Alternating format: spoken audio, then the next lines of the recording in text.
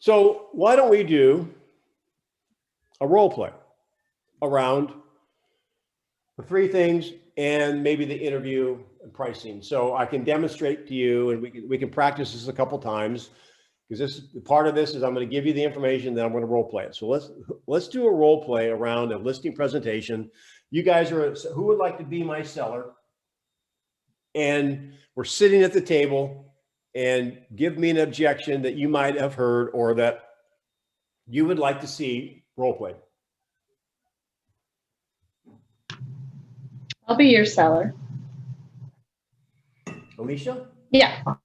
Hi, Alicia. Where are you from? Hi. I live in Springfield, Virginia, close to DC. Ah, I just was talking to a group in Maryland. Okay. Yeah, you were at my KW United. You were at our thing offering bold with Chris Upham. Oh, perfect. Yeah. So Alicia, you're my seller. We're sitting at the table. And so what objection would you like to handle me, give me, and we can role play it? I would like to have been a seller who has a house that has been sitting on the market, and I don't want to lower my price. Okay, so we're currently listed. Yes. All right, that's perfect. Anybody have a seller like that? Yes. Yeah. So let's go ahead and set the parameters. Okay, you make it up. What is your asking price? $949. Okay. And how long has it been on the market? 78 days. Okay. Now, all right, there's other things I'll ask you. So Alicia, hey, look, we've been on the market 78 days, right? Yeah. And I just took this class. It's actually kind of a black belt class. I'm learning some things about the market. Mm-hmm. Do you mind if I share it with you? Yeah, please go right ahead. So I learned that basically there are three outcomes when you list a home. Three outcomes. Would you like to know what they are? Yes. Okay. So the first outcome is low to no showings. So how many showings have we had in the last 68 days or 78 days? We've had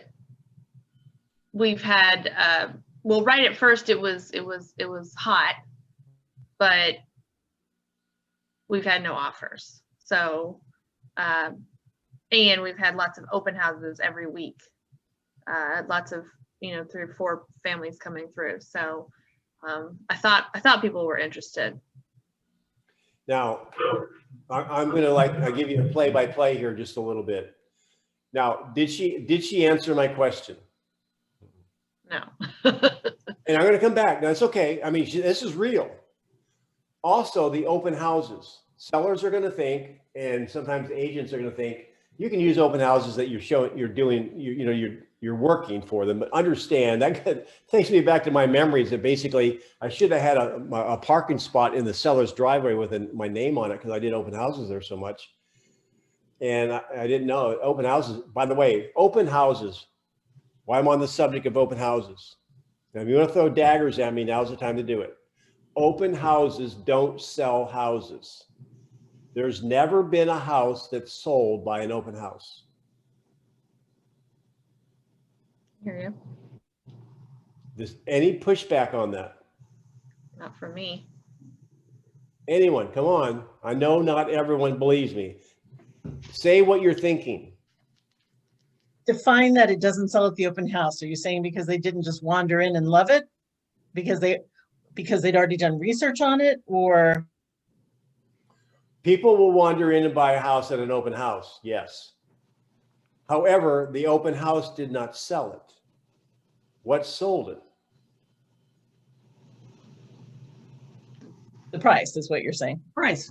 It was at or below the green line. And the interesting thing is this. If you would not have had the open house, given enough time and exposure, it would have sold anyway. Because every property has more than one buyer. Now, I'm not saying don't have open houses and don't do open houses, because it's a great lever for lead generation and whatever you want to do, build your brand, etc. I want you to know open houses don't sell houses. Now, So going back to the role play, Alicia, you said that some open house. The other thing is this. Any traffic you have at an open house, is that the same as a showing? No.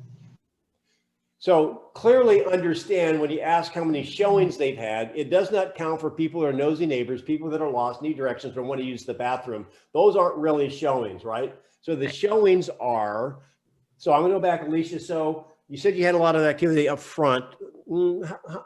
Tell me about that. How many showings have you had? There were like 1 or 2 families that first week that came through. 1 or 2, right? And any since then? Just trickled through, like maybe every week since Okay. then. Well, outcome number 1 is low to no showings. Outcome number 2 is showings and no offers or a low offer. That's outcome number 2. Outcome number 3, it sells.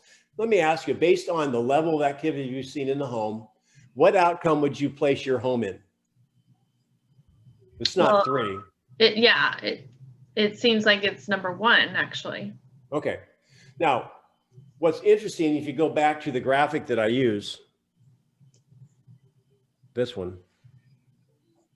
Now, I'm role playing this because you didn't know this sheet existed. So I'm giving you the role play that I would use, stepping back into an already existing seller. Outcome number 1 talks about the property receives little to no action. If you can show them that sheet or email it to them or they can read it, when they read it off the printed word, do you think that adds validity to it? Yes, because now it's in writing. That means basically our hook is here and the fish are down here. Yes. And the only way to get those fish, and you might have had this conversation a different way, then we'll get to the objection, is we're going to have to reposition. Are you willing to reposition your home, Alicia? Well, my neighbor down the street, he asked, for a little bit more than I did, and he got an offer on his house. So I feel like my house is priced pretty well. Okay, and when was that? That was 2 or 3 months ago, but now that I'm thinking about it, I think so 2 or 3 months ago. Okay, what do you think? Maybe the market may have changed a little bit since then? Yeah, it's possible. Yeah. All right, so what did I do? I took her back. When someone says, well, the house down the street or so, I'm surprised you said 3 months ago. I've heard people say, well, I guess that was a year or 2 ago. Get clarity on that. Okay, so all right, so I still want you to be firm. Okay, so you're at 949. Are you willing to reposition your home so we can take advantage of this white hot market? Well, I really wanted, top dollar for my house. I've done a couple of remodels in the house that cost a lot of money, and I really would like to get that back whenever I sell this house. Okay, now in this point of the conversation, chess match, there's a couple of directions you can go. What direction do you think I'm going to go next?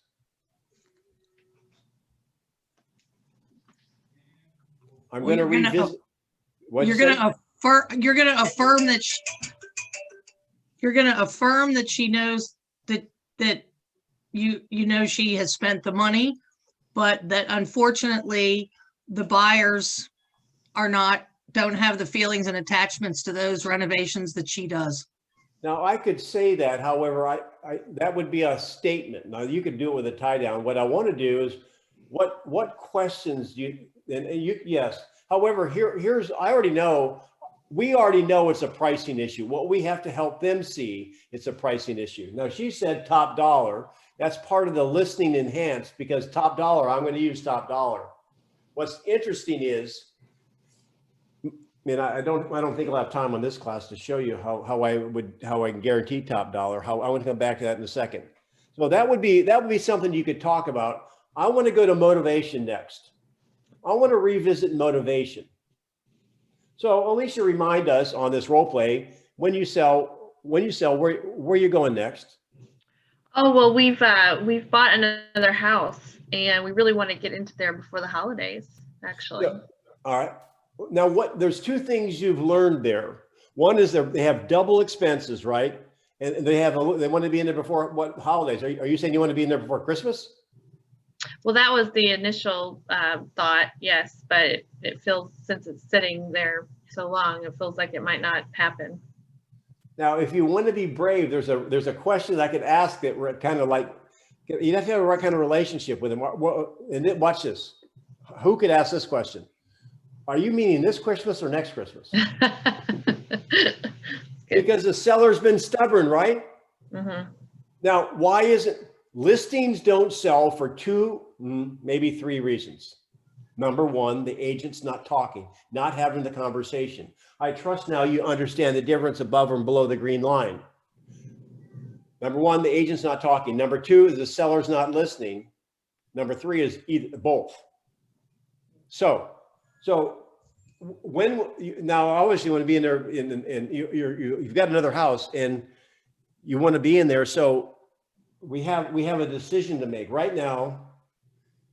I just want to demonstrate to you how many people have really seen your home. And this is a report from the website. You can see that we've had 145 people take a tour through your home. And you were right about the showings. We had a couple of showings when we first started. However, for the last 60 or 78 days, we've had 4 showings. 150 people have walked through your home cyberly, and 4 people actually went to see it. So wouldn't you say that the exposure, the marketing is working, correct? Yeah, I mean, yeah, I didn't realize that many people saw it and never really even stepped into the house. So my question to you is, right now the market is, and I could ask the meat thermometer one about, is the market working in your favor right now, Alicia? Well, it's supposed to.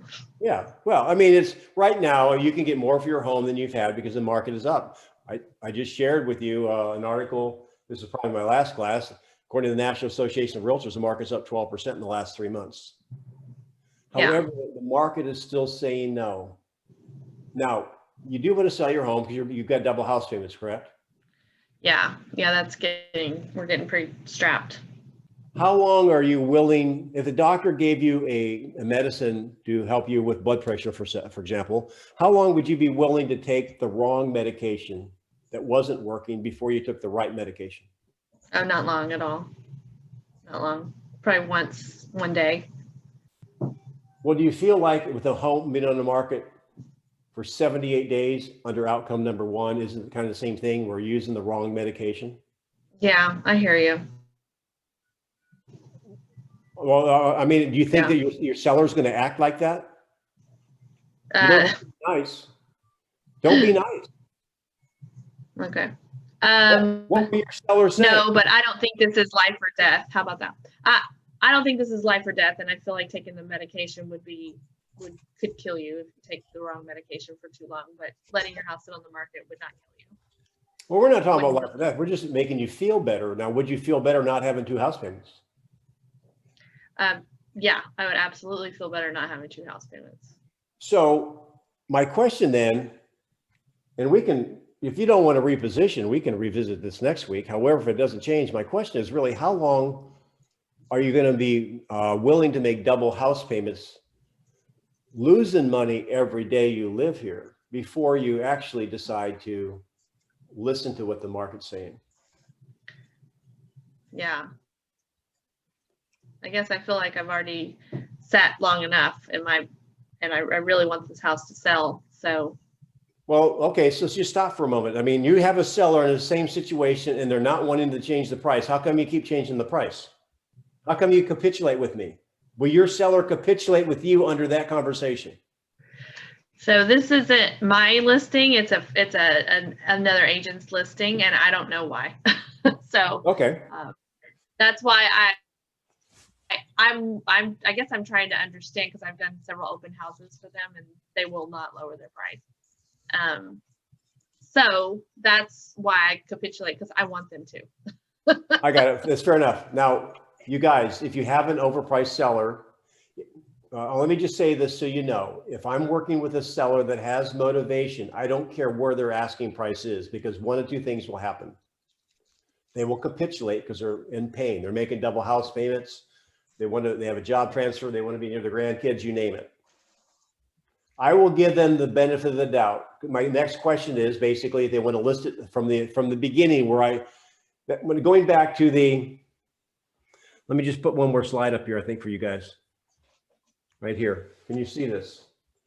When you go and you do your initial pricing, the comparables are somewhere.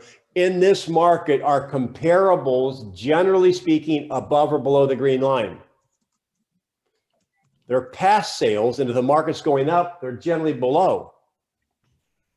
So my question to you is, if you came in to give me a listing presentation and you were going to basically price it based on comps, or you might say, well, you know, the market's moving up, so we'll go up 3% or 5% over comps. I'd say, no way, no, I won't do it. No, I want here. So why don't we take it from that point? Who will like to be my seller that wants to initially price their home aggressively relative to the market? Thanks, Alicia. Who would like to role play with me as we kind of wrap up this call with a seller that wants to be aggressive initially? I'll be your seller. Awesome. Amador? Amador. Yes, sir. Awesome. Amador, where are you? I'm in with Letitia over at Alexandria. Okay. Now, all right, let me ask you a question. You got Amador. We've looked at the comparables, and all right, so let me just set the stage. Let's say you've elected, you're working with me, you're not interviewing other agents. I'm going to ask you, based on what we see here, the comparables, we're looking at 700, 735 as the past sales. What were your expectations of the market? Well, I think the market's going up and it's been trending up for a while, so I'd like to be at 799. All right. So are you prepared to list with me at 799? Are you prepared to list with me today at 799? Yes. Now, what's interesting is, and I did a role play with my team in the past week or so, I don't get into a fight about it, okay? What do I want? Listing. You want the listing, take the listing. Now, I'm not done. So, and let me, Amador, tell me, when you sell, where are you going? Florida. Awesome. Where? Tampa. Oh, their football team is so-so. All right. So when would you like to be there? Mid-April. And why are you going there? I want to be closer to family. So, and how will that make you feel when you actually, pack up your home and you're driving into your new driveway of your new house? Oh, stress-free. I'll be great. Be living next to a family that I haven't seen in a long time. Oh, I can imagine that. Now, again, I could spend more time on motivation. I'm not, then, are you going to need to sell to buy, blah, blah, blah. Understand motivation is the gas that makes all engines run. So you went 799. All right. So you're prepared to go at 799. So let me ask you, we're good. Let's shake hands. All right. Now, Deal. Now I'm a professional, so I want him, I'm not going to knowingly. Now, first of all, let me ask this question, Amador, you're on mic. Can you tell me 100% with 100% certainty based on the comps of 700 and 735, can you tell me within 100% certainty it would not sell at 799? I can't tell you with 100% certainty that it will or won't sell, but that's what I'd like to get. Okay, well, I'm actually asking you as an agent, not as a seller right now. Mm-hmm. Is there a possibility? And so here's my script I would have with him. So Amador, all right, we're gonna initially launch it at 799. Would you at least admit, based on past sales, that is an aggressive number? It is an aggressive number, yes. However, if it happens, wouldn't that be great? You would win, yes, and I would win. Absolutely, we would all win. Therefore, I want you to know we're on the same team. Now watch, this is all questions. Would you not also acknowledge there's a chance or a probability the market would say no? Of course, yes. And what will you do if the market says no? I don't know. I think I'd like to wait it out. Okay, I understand that. There's the acknowledgement. How long would you like to wait it out? A couple months. Okay, now again, we could wait it out a couple months. This is December, and so you wanted to be in Tampa in April, right? That's right. So Is that April date flexible? It is, but not with a lot of flexibility. It could go, one more month, but not more than that. And what would happen if you're late beyond that April date? Well, it just, getting acclimated to the new town and getting the kids set up for the right school and interviewing schools and that kind of thing. So it could put a lot of extra pressure on us. So are you open to some insight from me professionally? Okay, go ahead. All right, so we both went at $7.99. And if a Right. doctor gave you a pill that wasn't working, would you take it for 2 months before you change prescriptions? Absolutely not. Well, if we can determine that the market is clearly saying no at $7.99, would you be willing to reposition so we can get maximum dollars for you in this white hot market? Well, Denny, if we go into the February market, doesn't that the beginning of the spring market, don't things just go up naturally anyway now? I mean, what I really want is I want spring money now. Okay, then what have you read or seen that says that the spring money is greater than January money? Everything it tells me that people get their houses ready in the winter to sell in the spring, and that buyers come out in the spring because there's more things to look at. Everything that I've read has told me that. I got that. So let me ask you, and there's no wrong answer. Do you think the market right now is working in your favor or working against you as a seller? Everything seems to be pointing in the up direction, so it's working in my favor. Yes. Have you seen some changes in our world in 2020? Who hasn't? Yeah, of course we did. So right now we're calling this the GOAT market, greatest of all time, white hot. Sellers are putting more money in their pocket right now because there's a shortage of inventory. In fact, there's 7 reasons why a seller should be on the market now. You could take advantage of all those 7 reasons. However, let me ask you a question. Maybe the spring market might be better. Also, do you think we've had some surprises in 2020? Could we have some surprises in 2020? No, have we had some surprises? Oh, absolutely. We've had some surprises in 20. Is there a possibility you might wait too long and the market may shift where you, instead of getting top dollar for your home right now, it may sell for 10 or 20% less? Is that a possibility? I never thought about it that way. It is a possibility. Well, there's only one way to guarantee how you can get top dollar for it today. Do you know what it is? Yeah. What is it? You got to be competitive today. What do you mean by that? You have to be competitive. So really, I don't know what the market's going to do in the spring. It may go up, may go down. I guess my question is, which is the greater pain for you as a seller? Selling one day too soon, meaning you sold it, and if you waited till spring, you got $10,000 more. Or selling one day too late, meaning if you miss the top of the market and it shifts because of COVID, election, or whatever's going on in this world, you may sell it for 25% less. Which one would you rather do? I'd rather sell it sooner and one day short. So how about this strategy? Why don't we go ahead and go for the brass ring? My only question is, would you consider repositioning sooner instead of waiting 2 months to do it? How much time do you think it would take to reevaluate? Well, I, as a professional, will know faster than you might be ready to do it, because there's 3 things that can happen, blah, blah, blah, blah, blah, blah, blah, blah, blah. And if we have low to no showings in the first 2 weeks, we reposition.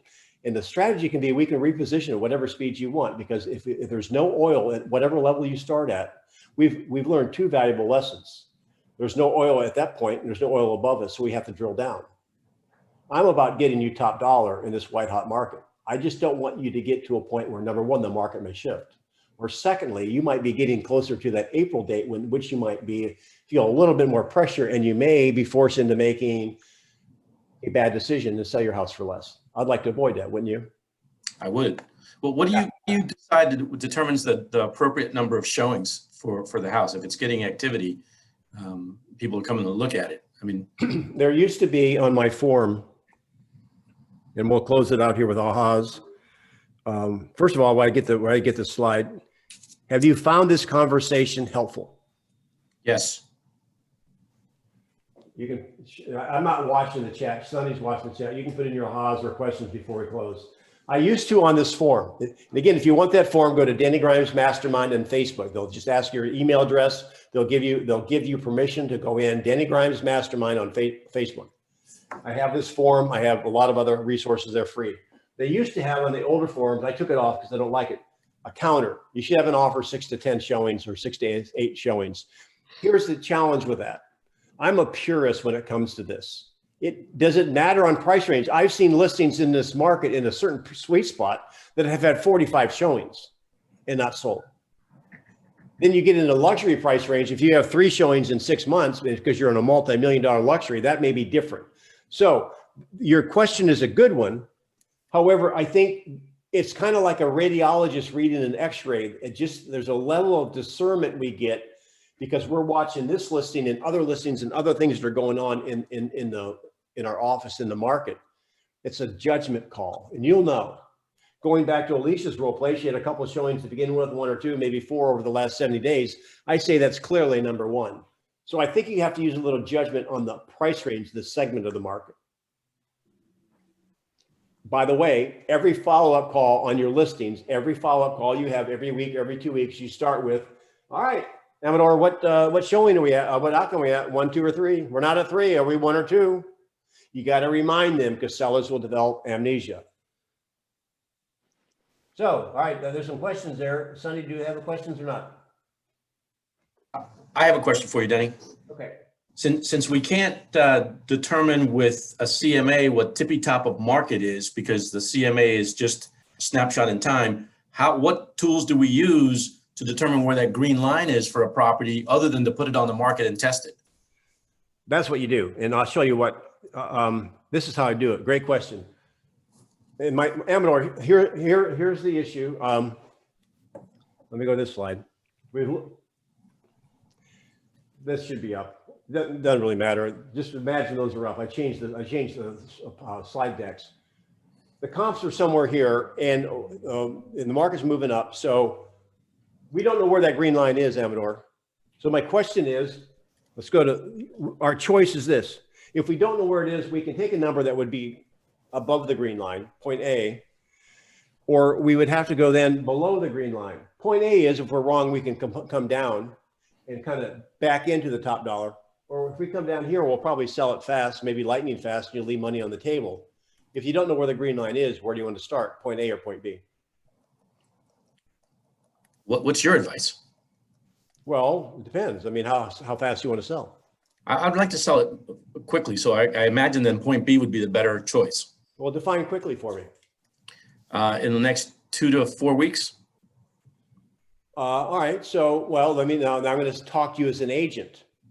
If we're watching the throttles, if we're watching the gauges, I mean, can you still go at point A and meet a 2 weeks, maybe you can meet a 2 or a 4 week timeline at point A if point A is not too far out of whack and how quickly you adjust, right? Because when you start, and I'll end with this, if you want, I'm going to go in more depth on black belt number 4, this concept, in my opinion, and I've got a good buddy in Alexandria, Virginia, and we have the fight all the time. Listen, there's more than one way to play, swing a golf club. Here's my thought. In an upward moving market, people talk about, oh, I got 45 showings and 6 offers. You underpriced it, period. I like it the other way. I want to go, and because it helps me get more listings, if I'm going to err and the seller has time, whatever time that is, I like point A. Because, and I'll have to explain the type of buyer we're looking for.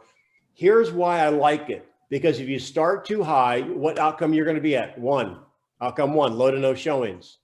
The market is screaming no. Awesome. Now we know the market's not there. Let's go find it. Versus starting down here, boom, everyone wants to buy it. It sells for over asking price. There's no guarantee you got it up to the green line. You might have sold it under the green line because it sold so fast. Now, again, you could argue, well, maybe it pushed it up to the green line. I don't know. However, if you're the seller, which method probably is more palatable? Which message is more palatable? And it's all about changing this point A and moving it quicker. Does that help?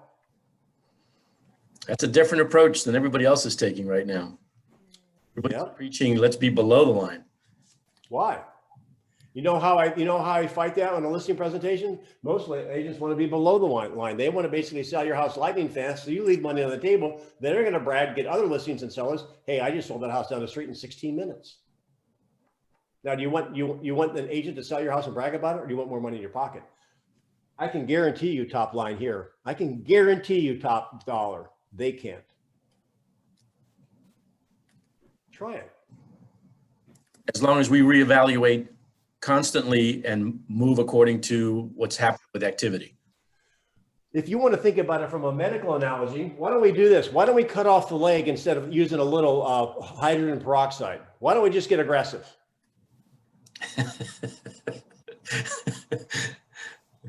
Why don't we use hydrogen peroxide? We can always get aggressive later. Yes. Correct. By the way, I know I'm. What are the questions? Any other questions? I've done a little long here. My email is coachdennygrimes@gmail. If you want to email me, if you want to be part of the classes that I'm offering beyond the black belt thing, then you go to Denny Grimes Mastermind. You sign up, you get my free stuff, and you'll get notice of my classes. I do a script class on Tuesdays. I've got a new series coming out the first part of the year, and we can dig deeper into this. So I'll let you guys. What comments do you have? Unmic yourself because I'm not reading the chat. Share some ahas. Give me some feedback. What worked well? What struck a nerve? Maybe there's a point you didn't like or whatever. Let me know because I want to get better. I wish I'd had this session 4 days ago. Oh, really? Yeah. Would it help you with a listing? Yes, and I lost it because of the very thing you just talked about. And I wish I'd said to her, maybe he underpriced it.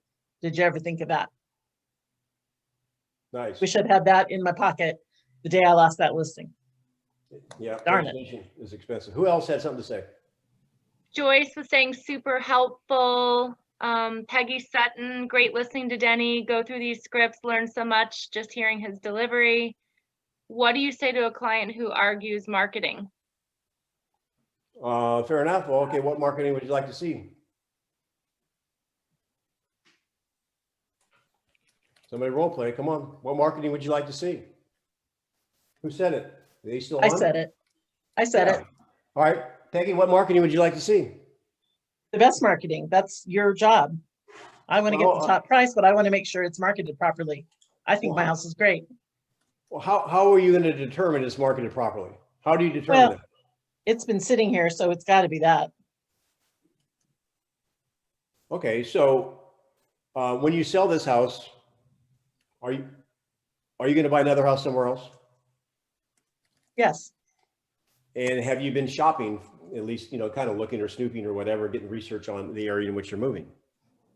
Oh, we have a realtor up there. It's where my son lives. So yeah, we're sort of got an eye on the market. You shop online at all? Sure, we keep an eye on Zillow. That's how we know we're getting hits on this house. Right. So how many hits have we had? Oh, we've had probably 500. Right. And then how many people looked at the virtual tour? I showed you that report when I was here just a little bit ago. I don't know. We got about 100 favorites. Yeah. So we have all that and the market's still saying no. What do you think the problem is? Where would you spend your money if you were me?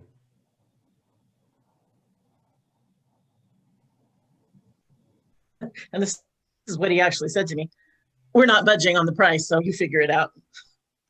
Okay, well, I'm not here to help you budget on the price. Just what are you going to do if the market says no? We'll just sit.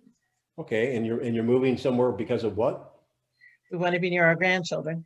Okay, so would you want to see your grandkids graduate from preschool or high school? Yeah.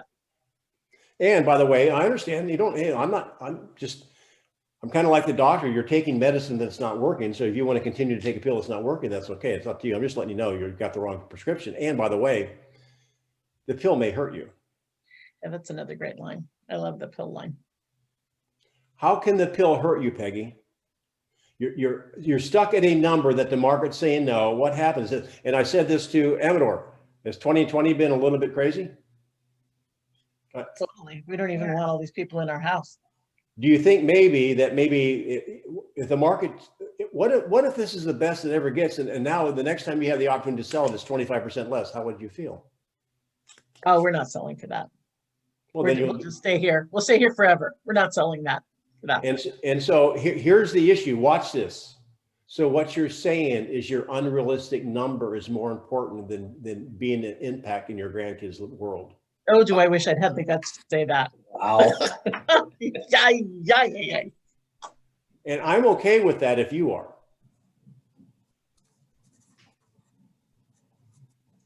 I think that's a great comeback.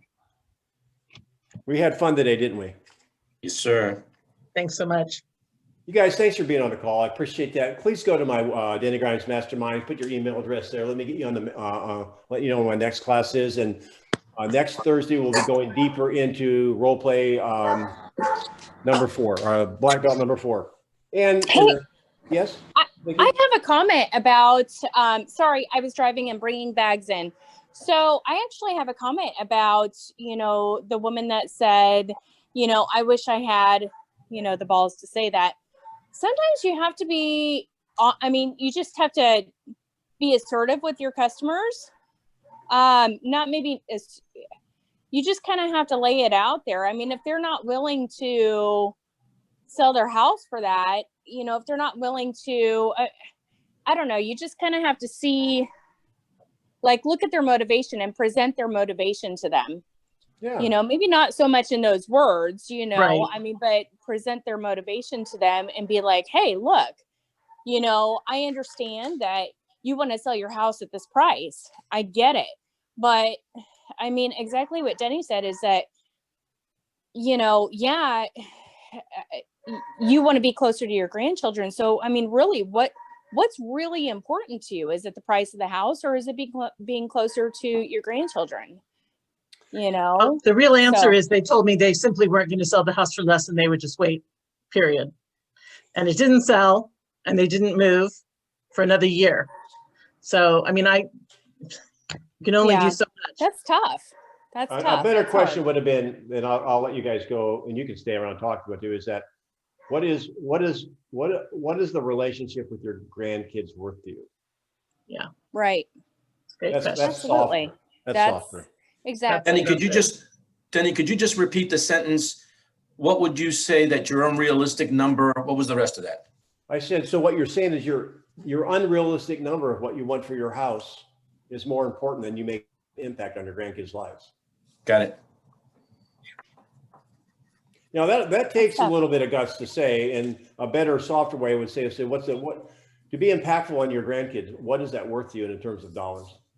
Right. Yeah, that's a great way to say it. All right, guys. Thank you. In Thanks the so much. words of Hill Street Blues, who remembers that? Be careful out there.